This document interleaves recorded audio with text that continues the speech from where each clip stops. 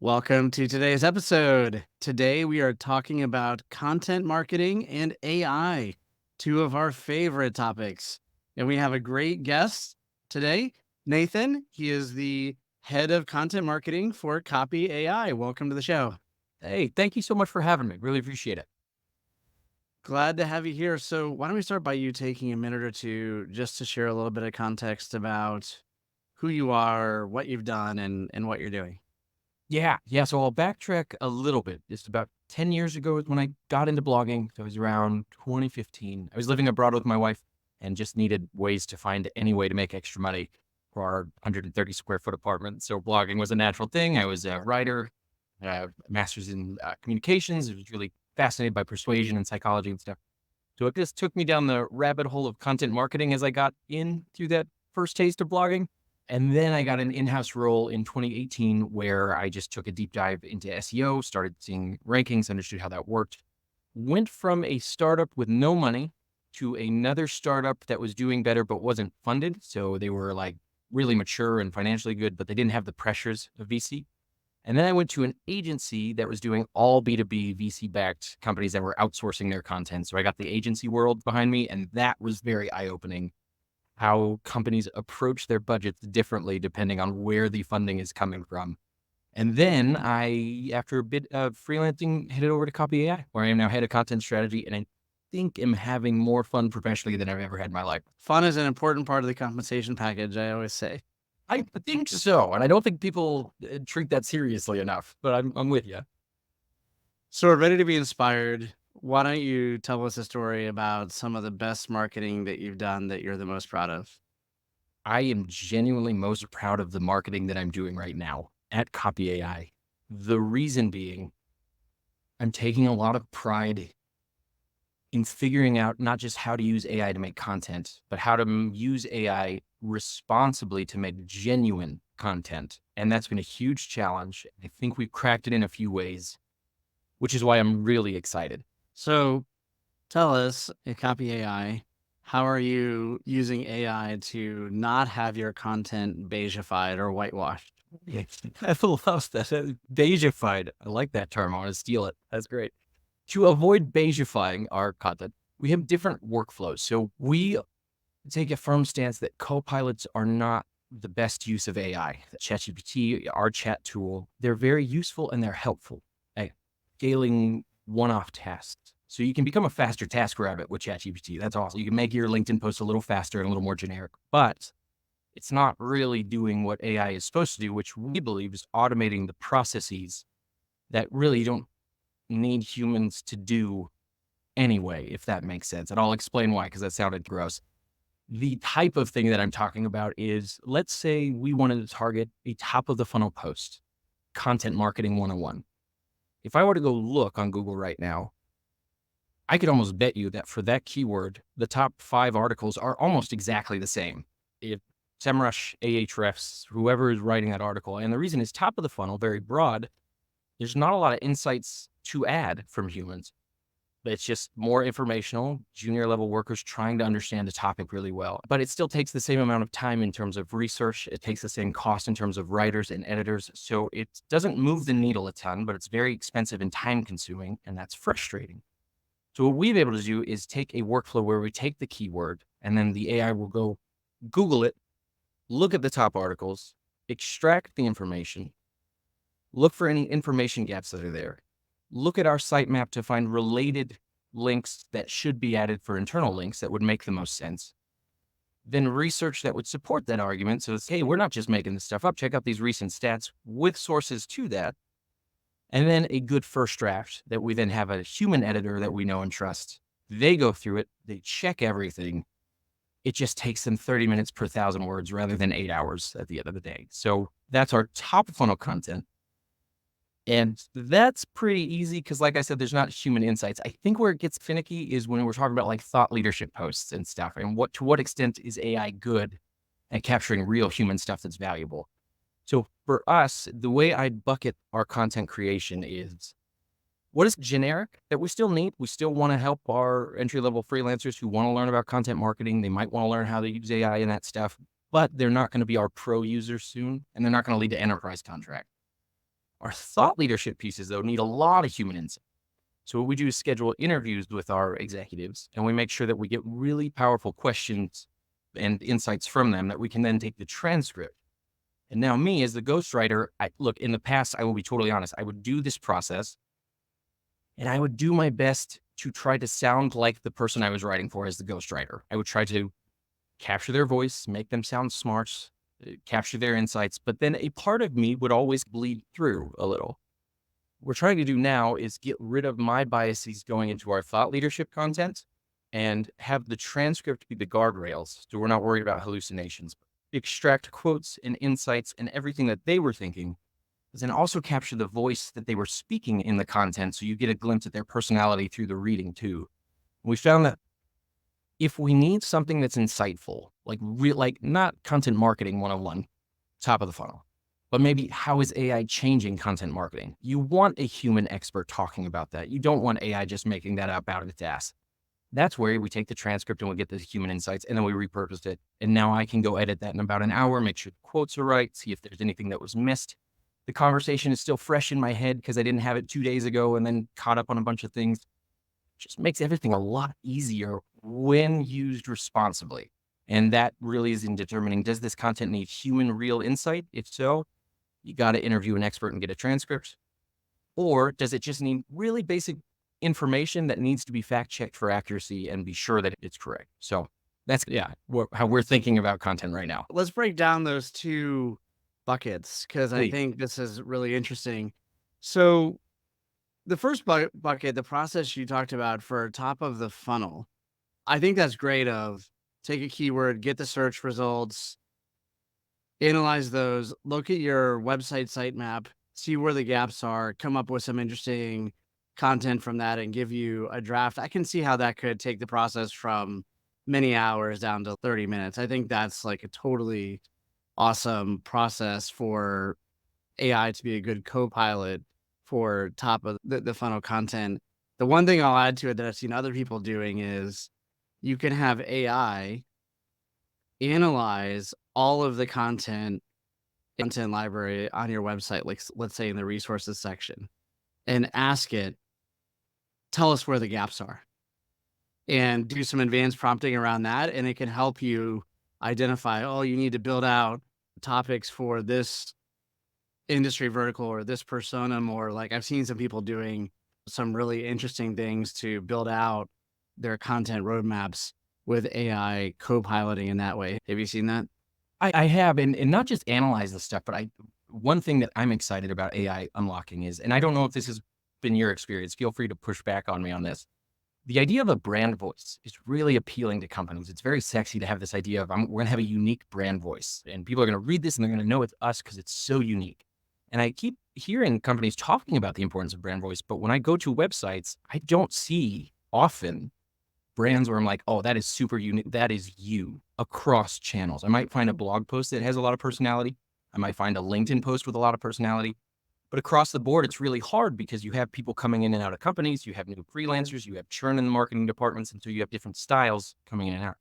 What I'm excited about with AI is you can analyze all the content on your website. And you can say, how can we make a more consistent brand voice? And you can have things written now moving forward that are consistently your voice, regardless of who is editing and the back end and making sure that it's right. So not only analyzing what you've already done, but like analyzing everything you've already done, and then how do you standardize it and make it all make sense and be more cohesive? Because marketing can get pretty disjointed the bigger your team gets. You have some people running off on this channel, some people sending some emails that they're not telling anyone about, people writing blog posts and publishing. I think AI can really make messaging come together across all the channels. But again, and I can't say this enough, when used responsibly, I think it's a hard pill for people to swallow because there's so many bad examples of AI right now. And I totally get it. It's easy to use as a shortcut. I was guilty of that probably last year at this time too, if I'm being honest. But you can take ChatGPT 4.0, for example, and train it on your messaging. Oh yeah. And your tone and your style guide. And it may not be perfect, but it would be a lot better than if you have 20 different freelancers who all have their own style. It's going to be better than that. It will. And then you can even, when you get stuff turned in, have things get analyzed against your brand voice, like you were saying. So I think that these Copilot things, used the right way with really advanced prompts, can be huge productivity boosts because I know how long it takes to have a content machine generating really good stuff. If you use it in Copilot in these ways with advanced prompts, a couple of the other ideas that I've seen people using is they will give really good direction in the prompts, not only on the brand voice and the messaging style, but they will like have it written for a certain persona that they've taught to Yeah. Chat GPT. Yeah. And then you can also do very advanced things like say, eliminate any really basic best practices and give me some really good insights. And it actually does that. And it's, oh, but you have to tell it to do that. Otherwise, it just goes to the lowest common denominator. That's exactly it. You have to tell it what to, just like human, you would have to tell. Like people get mad at the hallucinations. I have had a lot of junior marketers send me stuff that was very confidently wrong and like very a fact-based thing. And I was like, no, this is not correct. And it, yeah. But on the idea of co-pilots, and this is what's really interesting, a lot of people, and I totally understand, we started as a co-pilot, basically a ChatGPT wrapper was essentially what Copy.ai was. It was last year though that we switched to workflows. And workflows are different because I like to think of it as a multitasking chat. So the process I was describing for the blog post, what I really like about it is at each step, I can customize what that step is doing. And then I can go back if anything weaken that chain and I can fine tune that. So then the rest of the output gets better and better. So rather than just, hey, do this in one voice, I might have 8 or 10 steps doing things. And what I love about that is now the last steps give me the final output. And so I have a 1,500 word blog post. It's got external research, internal links. It's got everything I need. It's awesome. I'm going to send that over to my writer. They're going to pick it up. My writer also gets a list of other internal links that maybe would be better that a human should probably know about and they can look at. Then they get a list of statistics and research around the content that they can go plug and play with. If they're like, this stat was good that it pulled, but I actually think this one's a lot better. They can pull, what did we add as a test? I added something where you scrape the top Reddit conversations around this. Just at the end, if you want to know what people are talking about on Reddit, you don't want to go Google that. Content marketing, this is what people are talking about on Reddit. This is what they're talking about on Quora. And these are people from our company that have been on podcasts talking about this lately. And that's just the last section of a blog post. It's just right there. Check the links, make sure they're good, and help the reader find what the information they need a little bit better. There's so many different ways we could be using this stuff. It's really neat. I was going to say after this, I built a workflow this morning, not specifically for this, but it came up to my mind. Our CMO told me to start listening to a few podcasts, and it's great. There's a lot of content out there, and I have a bad memory. And so after I listen to a podcast, sometimes I want a cheat sheet, like a swipe file that you'd keep. So I created a workflow that I now take the transcript of any podcast that I just listened to. That's what's most important. I have to listen to it before I run it. Otherwise, it's cheating. It is cheating. Once I listen to it, it's fresh in my head. I can run it. It extracts the key points, gives me actionable advice that I could implement for as a founder or whatever goal I have. Sends me quotes from the podcast to make sure that it's not just making stuff up. And then just sends me some related research and resources on the topic they were talking about. And now I can have a swipe file. I send that to Google Docs. And after I listen to a podcast, I just throw in the transcript. And in 2 weeks, if I'm vague on something, I hop back into that and I say, okay, what were they talking about? Which is awesome. Awesome stuff. These are great hacks. I love these. I love the summarize what people are talking about on this topic from Reddit at the end of the blog post. That's awesome. I haven't heard Isn't it cool? anybody with that tack before. That's a great one. The one thing on the interview for the thought leadership content, Yeah. here's something that I've seen some other people doing that I was like, oh, this is really great. Is there's this company that I've worked with called Thought Exchange. Great company. People should check them out. They have this process or workflow they've developed. And what they do is they have AI interviews. So you basically set up the chatbot to do interviews with executives and you give it the guidance of how to do those interviews, like the questions you want to ask. But it's people are doing the interview with the chatbot in a conversational way. And then what it does is it does X number of interviews, 20, 30, 40, whatever it is, interviews. it summarizes all of the interviews and then writes a summary of all the interviews. That's cool. And so I just use that because I think it's a great example of even taking like the manual part of having to manually interview people and then Yeah. transcribe all of that and then summarize all of that. It can make that process a lot more efficient.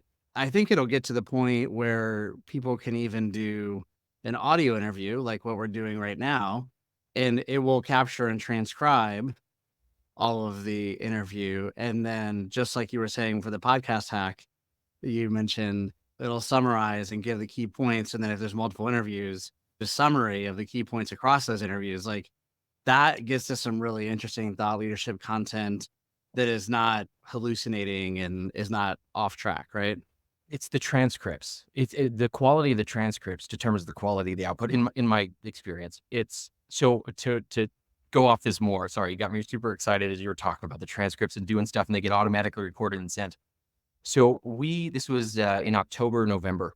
The sales team built a workflow so that when a prospect comes with a call or a question and a problem, and then they talk them through, this is how you would solve this problem with Copy.ai. It's basically a bottom of the funnel how-to tutorial. How do you solve X with Y?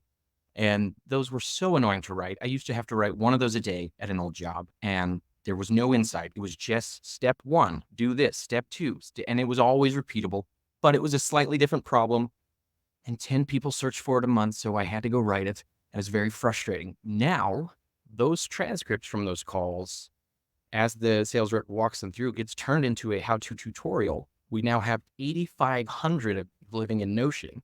When I need to write a piece of content that's really bottom of the funnel, instructional, how are we going to solve this problem with Copy AI?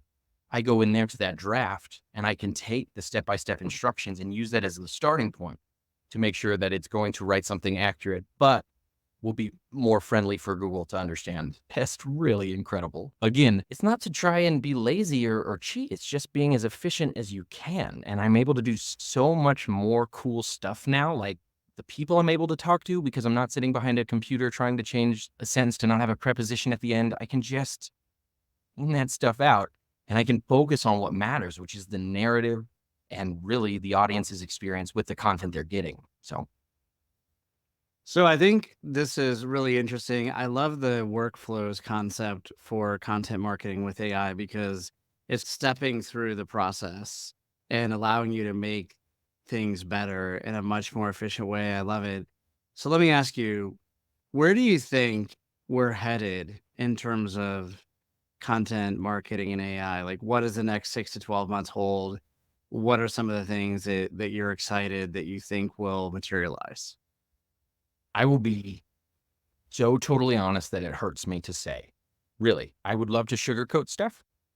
I genuinely think the next 6 to 12 months will be increasingly difficult for writers, freelancers, and content marketers who are stubbornly resistant to the technology on the grounds that they just feel icky about it. I've heard some really good arguments about AI and quality and concerns. I've heard some really well thought out concerns.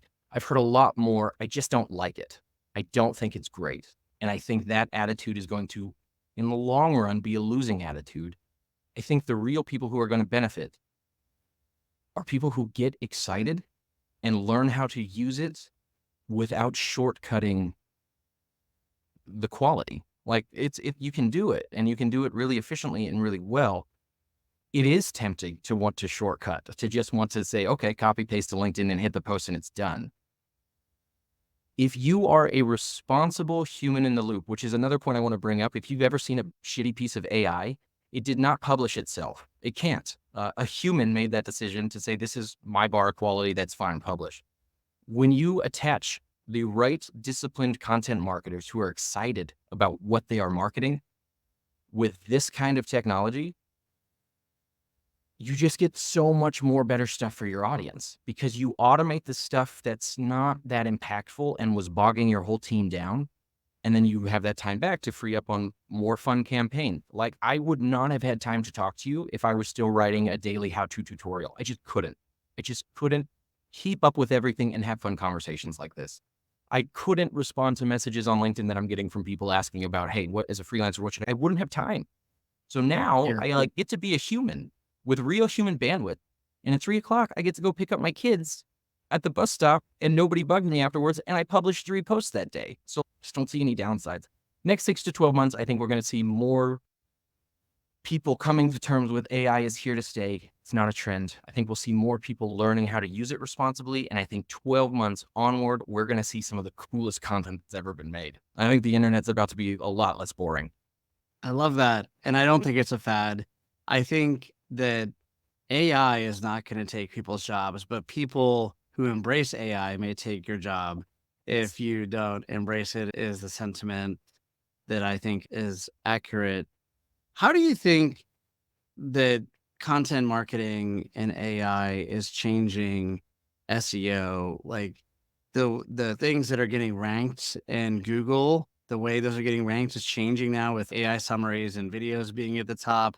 Do you Yeah. think that SEO has changed and that like part of the game now for SEO is to get your company known in the AI summaries? Is that sort of evolution happening? I would assume so. Yes. Let me rephrase it as honestly as I can. I'm not smart enough to have the definitive answer, but I would assume so. Yes. My thought is the way that I see that evolving, especially with Google's summaries and their overviews and all that. It is why I am not indexing a ton of our resources right now on top of funnel content. I think Google will just start answering those for you. So if I type in content marketing to Google and it gives me a huge summary, sure, they might cite Copy.ai and a few people might click through and that's fine. But across the board, I just think we're going to get less organic traffic from top of the funnel people because information will just be way more accessible without having to click through to the source. Good news of that is if you are then indexing on middle of the funnel content and bottom of the funnel content really well, using more videos, which I think will start to happen, using more videos, sharing your insights on social, on your blog and stuff like that. I think the more you start to do that, then the people who do come to your website organically will be higher intent. They'll be more likely to take actions because they are better informed than the top of the funnel people that used to come to your site who just had no the hell idea what they wanted. No clue. But yeah, I think it's going to move to a lot more video and a lot less tofu, which is why I think, again, the internet will get more exciting. Love it. So final thoughts, anything I didn't ask on this topic that you wanted to share? Can I just share something that annoys me? I probably shouldn't. My CMO might get mad at me, but here's something that annoys me. And I would just say this, and I would love an open call. Anyone, please contact me at any point on LinkedIn or anything and tell me. I would just like for one person to define the word high quality using objective terms that mean the same thing to you as it does to me. I have never heard a single definition of quality that was objective enough that an editor and a writer could formally agree on it and have the same idea of what to do. And I think it's caused more bottlenecks than anything else in content marketing. It's wild because one person has an idea of what quality is, but it really just comes down to I guess and I don't. There's no like objective, no, we need to have this here and this here. It needs to be researched. So at Copy AI, my view of quality is it needs to be accurate. It has to be accurate. That's the first thing. Can't have bad research. We can't have hallucinations. That's not going to happen on our. It has to be helpful to the person we're trying to help.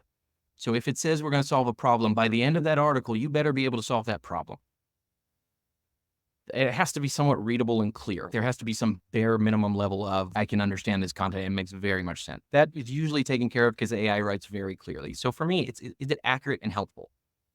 I've gotten pushback on that, but I've never heard anyone define high quality in a way that's objective. So open call to anyone who can do it. I would love that definition. I think people should take you up on that challenge. I'll give it my shot real quick, which is just Yeah. that what I think is a good quality, very similar question. The answer is it entertaining? Is it educational? And is it inspirational? If you can get some mix of those three things where people get an insight that they didn't know before, if they're entertained, if they're inspired, I think that would breach a bar of quality. And if you don't have those things and it's more just here's 5 best practices that are very generic that doesn't meet the bar in contrast. Yeah. So I don't know if that's a It makes sense. comprehensive definition you're looking for, but No, it's good. that's So been helpful to me. my only pushback would be that word entertaining, because then I'm like, to whom?